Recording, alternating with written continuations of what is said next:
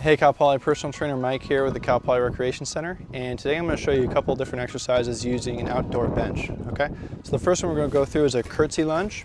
All right, so perpendicular to the bench, outside foot is going to come across, plant that heel, slight knee bend on the foot on the ground, push up, squeeze that glute, and come up tall. Okay, then you're going to reverse that motion back down, like so. To make it difficult, once you push up, I want you to focus on taking your time going all the way back down, pushing your glute down, okay? What I don't want to see is as you come up, that knee jutting forward, okay? I want to make sure we're sitting back in our hips and loading that glute, going down nice and slow. Okay, so this next exercise is a shoulder isometric exercise, meaning there's no flexion or extension. It's going to be a pike using the bench, okay? So you're going to start getting your feet up high on the bench, establish your base of support with your hands, bring your other foot together. And now from here, you're gonna pike up, bring your head in between your arms, lock out and hold here, okay?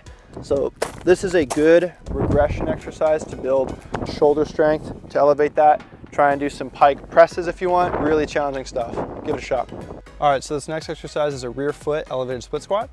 You're gonna take one foot, place it on the edge of the bench. I like to go laces down.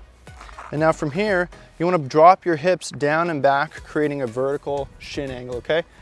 Glutes, shoulders, and head are stacked, nice neutral spine. Squeeze both glutes, go ahead and lock out, down and back.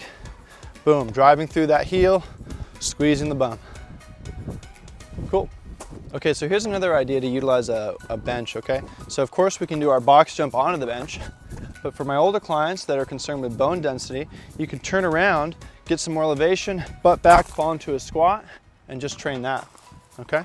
So you can do a step up as well, turn around, work your landing mechanics, come into a squat stance, toes, knees slightly outward, have the glutes take your weight, stand tall, okay?